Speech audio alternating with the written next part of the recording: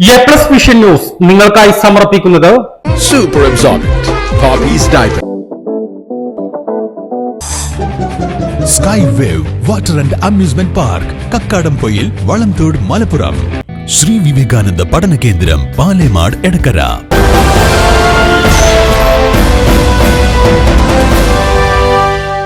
Kalikavu Adakkakundu പാറശ്ശേരിയിൽ tapping തൊഴിലാളി കടുവയുടെ ആക്രമണത്തിൽ കൊല്ലപ്പെട്ട സംഭവത്തിൽ ജനകീയ പ്രതിഷേധത്തിന് മുന്നിൽ വഴങ്ങി വനം വകുപ്പ്.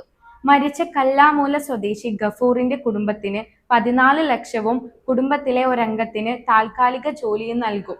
മൃതദേഹം പോസ്റ്റ്മോർട്ടം നടപടികൾക്കായി മഞ്ചേരി മെഡിക്കൽ കോളേജിലേക്ക് കൊണ്ടുപോയി.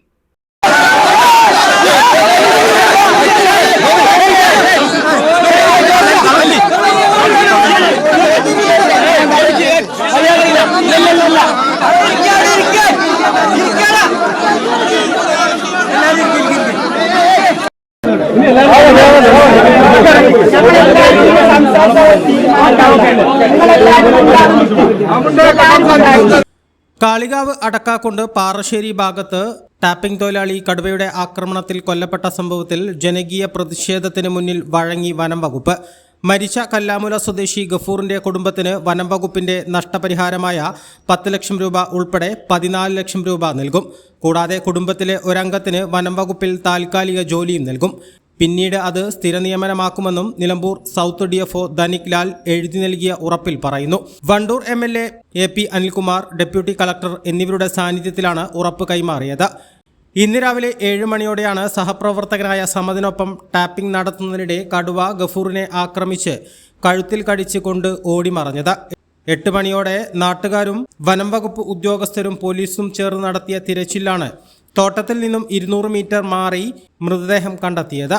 ഇതോടെ പ്രതിഷേധവുമായി ജനപ്രതിനിധികളും കർഷകരും നേതാക്കളും സംഭവസ്ഥലത്തേക്ക് കുതിച്ചെത്തി. സ്ഥലത്തെത്തിയ DFOയ്ക്ക് പ്രതിഷേധത്തിന്റെ കരുത്ത് അറിയേണ്ടി വന്നു. കടുവയെ വെടിവെച്ച് കൊല്ലാൻ നടപടി വേണമെന്നും ഇല്ലാത്തപക്ഷം മൃതദേഹം കൊണ്ടുപോകാൻ അനുവദിക്കില്ലെന്നും നാട്ടുകാർ പറഞ്ഞു.